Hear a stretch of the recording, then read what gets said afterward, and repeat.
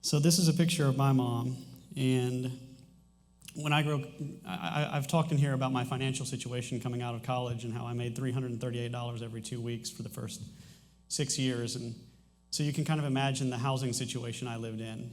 We lived in what we called the guys' house, and I was in a campus ministry, so we would have a bunch of guys sharing a house, and we shared it with a chocolate Labrador retriever about this big that was a shed factory. And back in those days, can you turn the mic down just a tad, bud? Back in those days, we thought we were living high on the hog if we would buy stick tile at Big Lots that was like 10 cents a square foot, and we would do our kitchen in it. And the nasty thing you find out about stick tile is the adhesive that it's used kind of edges out on the edge, and when you have a dog that sheds, every little crack all the way around the whole house had chocolate lab dog hair in it. And we had cats that would mate under our house at night, real loud, and we had a raccoon that we called Methuselah, and Methuselah would raid our garbage cans, and we would drag really nasty furniture out into the backyard and start campfires and watch movies on. And we didn't have LED and LCD TV screens back then. This was one of the big TVs that we'd haul out there and put on a table, and we'd sit around a campfire and watch movies, and we'd run an extension cord all the way from the house. And the furniture, we had a guy that we kind of fostered for a while that had some serious issues, and he used to cut our furniture with a knife and then deny doing it. No, I didn't cut your furniture. Like, I saw you cut the furniture, man. I didn't cut the furniture. But that's the kind of stuff we lived with.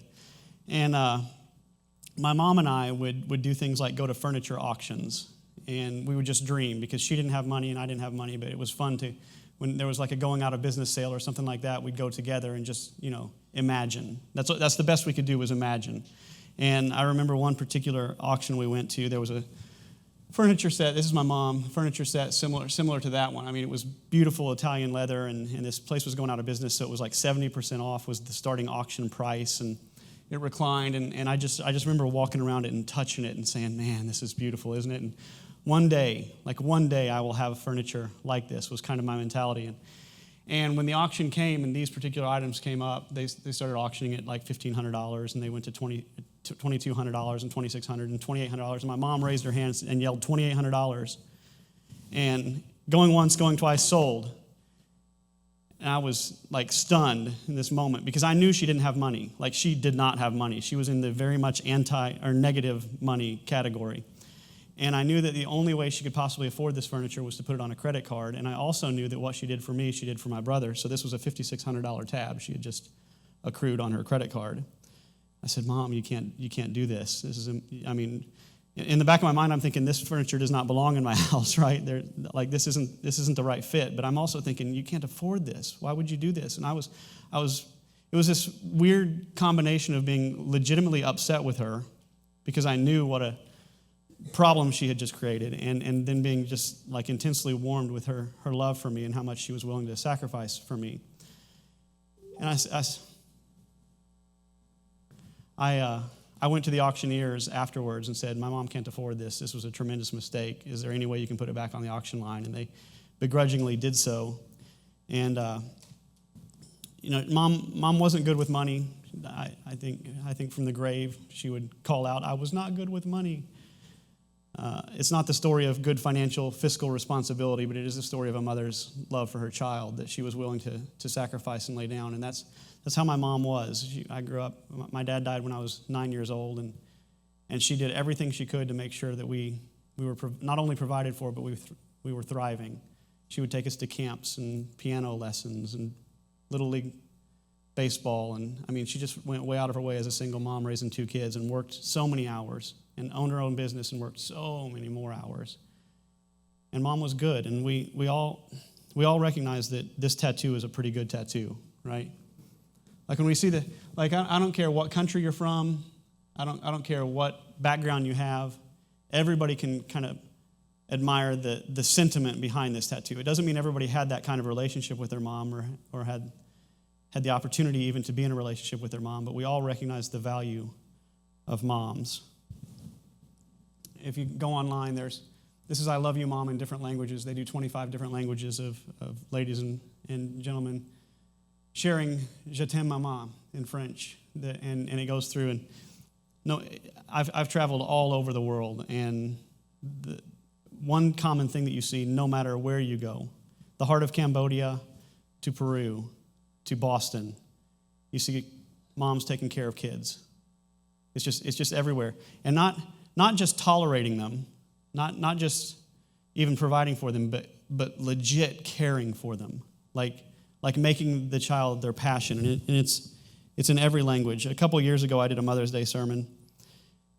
And I asked Ernesto Flores to hold an 8-pound watermelon through the whole sermon. Remember that, buddy? And Joey Medcraft was in the room, and I handed him a watermelon. And I felt really weird about that, but I just said, here, hold this. Please hold it for the duration of the service.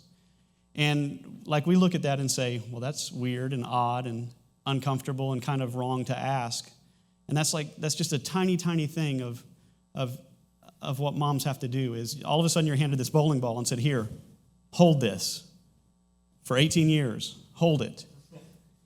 And child rearing and child raising is absolutely no joke. Some of the points I made in that sermon that I'm going to cover real briefly were that all the insides, there's some way you got to pass this bowling ball first. It's actually inserted in your belly, and you got to get it out of your belly, which is not a pleasant thing at all. I saw this quote this week. It says, there's always a mom that went through a lot. There's no exceptions. So even if you didn't have a mom, even if you were eventually adopted, even if you never knew your mom, there's a mom who endured a lot so that you can breathe fresh air and eat good food. And it's a pretty exceptional thing.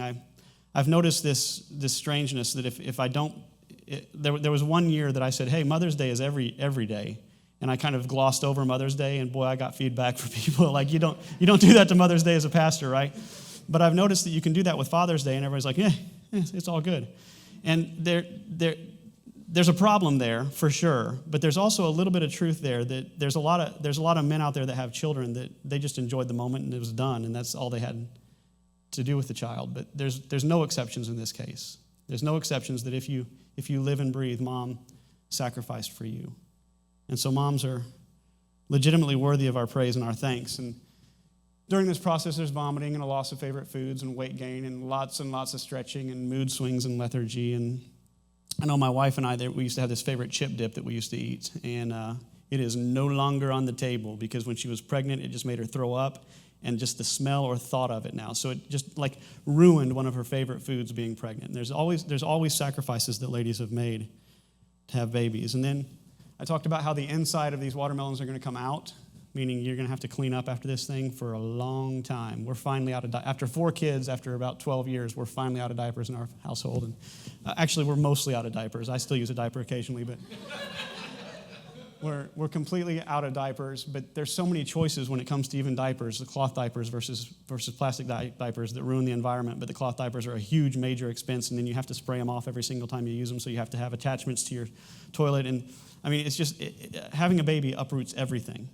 And then you have to make educational decisions and financial decisions, and you have to, and physical health decisions, and who your doctor is going to be. And then there's screaming and whining and begging and growling. My 12-year-old son now growls at me. I say, don't do that. But I'll say, hey, I need you to take out the trash. And he'll go, "Rah." He does it all the time. And while I was preparing this sermon, literally as I was typing, screaming, whining, begging, one of my children was running through the house going, Mom! Mom! Mom! Mom! Mom! And I know you think this is annoying right now, but this is life. And finally she yells from upstairs, what? Can I have a bar? And that's life. If you have kids, you recognize that's life. And in some ways it's shackling in that you just can't come and go as you used to. You can't just jump in the car and go. Moms make tremendous sacrifices. And then there's this overwhelming love and concern. I think I have a buddy who, after high school, became quite wealthy and bought a Ferrari. And having a Ferrari is a whole different thing than having a Honda Civic or, like in my case, a Honda Ridgeline. In that now you've got this beautiful thing that you feel like you got to park it just right so nobody scratches it, right? You got to be, like it changes your perspective on where you park and how you put it in the garage and how you keep it detailed and waxed. And it's not the same, obviously, but once you have a child, like there's this new thing in your life that you feel this overarching desire and desperate need to protect and safeguard. And it changes your liberty and your freedom to just come and go, because now Now, I'm not trying to paint an ugly picture here. I'm trying to paint a sacrificial picture here. It changes everything. And I wrote during that sermon, which was on a big screen back then, so I just stole the slides because it was easier. But eventually this watermelon will need braces and glasses and allergy shots and medical expenses. You'll need to pay for soccer camp and band camp and church camp and basketball camp, and you'll pay for school pictures and dance lessons and outings with friends and auto expenses for all the driving you'll be doing. And it requires food and shelter and heat and Wi-Fi and dentist appointments and vaccines, and you get the picture. And then eventually they need a shoulder to cry on, and then sometimes they need a shoulder not to cry on, and they need boundaries and discipline, and they need all freedom and self-reliance. And finding those balances are just almost impossible, and it just stretches you to your absolute psychic max to try to figure out how do you do this thing and do it well. Really, really hard. And so when I think of the way of the cross that Jesus described, he says, whoever does not carry his own cross and come after me cannot be my disciple. I think moms pretty much encapsulate this concept of the cross. It's laying down your life for another.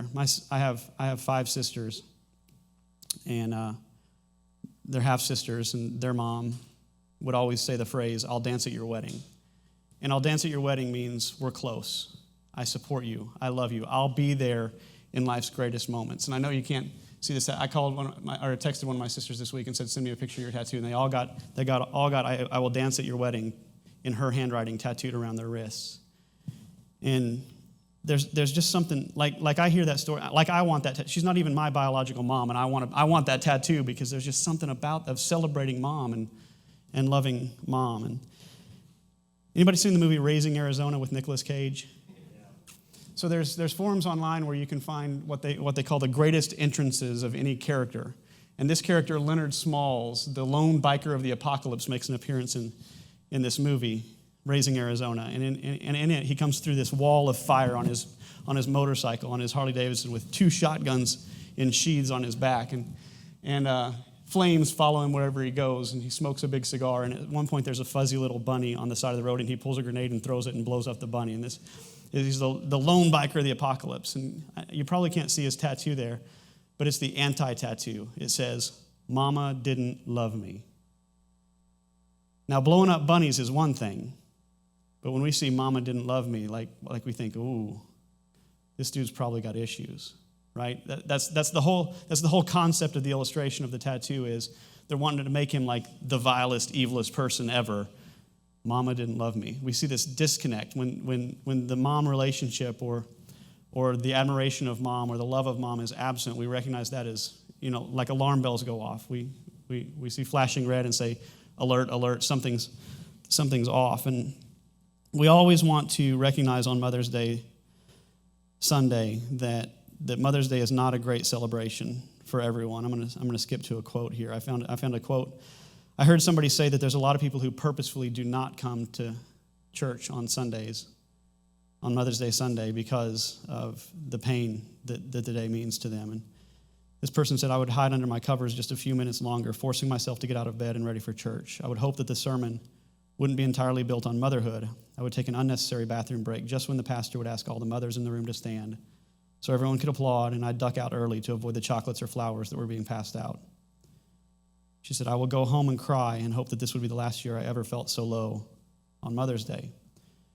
And so we say Happy Mother's Day, and we mean Happy Mother's Day because the mom tattoo is a big deal, but we also recognize the Mama Didn't Love Me tattoo, kind of the anti-Mother's Day vibe and feeling is very real, and we want you to know that it's seen here, that we understand, and it's not easy. I saw this quote on a Reddit forum about moms this week because they and I know you probably can't read it out there, but it's pretty sad for those that can read it, right?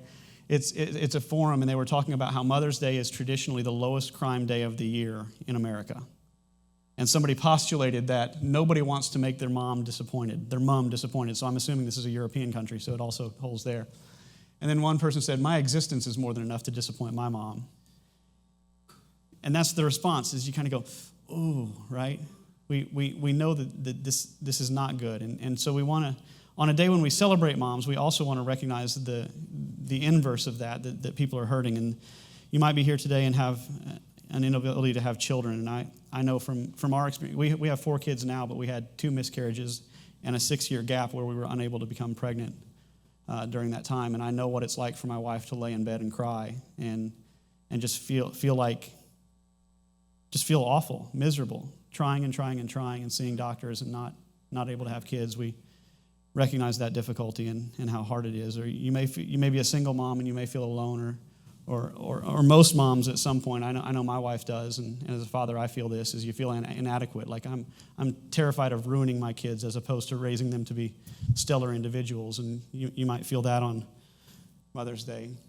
Adoptive or foster moms, if you were adopted and mom wasn't around, you may question why mom's not around. If you're a foster parent, you may love kids, and then those kids are gone. And there's all kinds of difficulties that adoptive and foster parents face. You may have concerns about the child's path in life. There may be kids that you think, they're not going the direction I'd like them to go. And then that, of course, is coupled with this concern of a feeling like you failed. And there are people their kids are grown and gone, and maybe you feel like you did a poor job, and you can't get that back. You can't re-grasp that. You may have a lost or estranged child, which is about as painful as life can become, or a lost or estranged mom. These are things that hurt. You may have had bad experiences on both sides of the equation. Your relationship with your mom might not have been good. So when people celebrate and say, "Happy Mother's Day," we've got strawberries back there, you're thinking, my mom doesn't deserve strawberries, or vice versa. You see where I'm getting at, or what I'm getting at here is that there's this proverb that says a cheerful greeting in the morning will be taken as a curse. And I think some of you can relate to that. If at 6:30 in the morning, your spouse or your partner or your friend or your child breaks into your room and goes, "Hey, good morning," it doesn't feel too good, right? It's taken as a curse. You're like, shut up and leave me alone. And in some sense, I always feel that on Mother's Day, is that when we say Happy Mother's Day, go moms, that there's also this portion of the audience and portion of our listeners online, they're going to say, I kind of could have done without that today. And as a pastor, you want to fix it. You want to justify God. You want to say, well, here's why you lost a child, and here it's unexplainable, but you want to fix things. You want to offer answers, or you want to say, well, maybe here's some things you can do to feel better or be better. And there's just no way to do that adequately. But we always at Daylight Church on Mother's Day want to know that you're seen and you're heard and you're felt, and we get it and we're sorry. And for a lot of us, it's a hybrid feeling. Like I had a great mom 80% of the time. 20% of the time, we had serious issues. Some of my most embarrassing moments are fights I had with my mom. And my mom has passed away, so it's a sad day for me. So it's this mixed vibe thing of where I'm celebrating her and thinking about her, trying to emulate her as a parent, but also just wishing she was around and feeling sad. And so it's a mixed day. I was watching the movie Saving Private Ryan a couple of weeks ago, and there's a scene. Yeah, Paul says, "Man, it's an intense movie." And there's a scene where this guy's been gunned down, and he's passing away, and he's going, "Mama, mama, mama, mama." And I've always heard that soldiers who are dying often call out for their moms, but I've also kind of wondered if that's just a thing that they do in movies that's not real. And so I started researching it and reading it and getting on Reddit forums and looking up websites. And I found an entire forum dedicated to people telling stories about this. And I want to read some of it to you because I think it has a poignancy for today. There's a guy who talks about his father was in the Royal Navy, and he was on ships that were sunk seven times. And 7 times he survived, but he says that he managed to escape every time. But he said the ones that didn't always called for their mothers in the end. Healthcare workers talked about how in nursing homes, even, and some of you may have experienced this if you've worked in nursing homes, even people with sound minds and no dementia often call out for their moms. A guy who was wounded in Vietnam said he looked up at the stars and said, "I'm sorry, Mom," and to this day doesn't know why he said that. That was just his response under the extreme duress to call out to Mom and say, "I'm sorry." One woman who had cellulitis talked about when her pain was so intense that she could barely stand and barely move, that even the slightest breeze caused her agonizing pain. She often would call out for her mom. One Marine said, "After 26 years, the following is fact in my limited experience. When dying, 3 individuals are inevitably called for, if possible: God, Mom, and Doc." Another man fighting in Bosnia says, "Under a hail of bullets, the word mother escaped my mouth."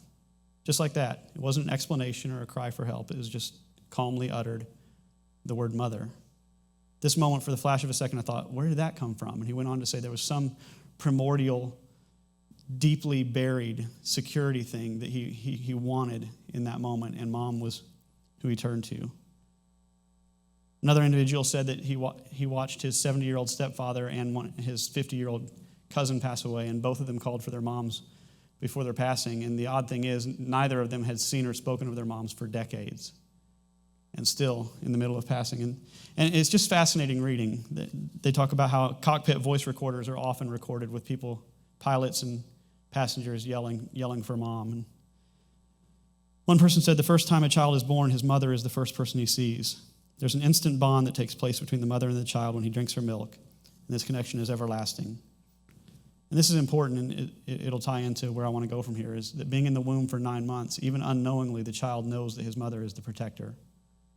So whenever the child is in pain or in times of trouble, the first person that comes to his mind is his mother. He knows that she will know exactly what to say or to do to make him feel protected and safe. When the child ages to become an adult, the same love and understanding persists. And when a soldier is dying, he knows that the person who loves him and cares for him the most is his mom, thus remembering her in his final times.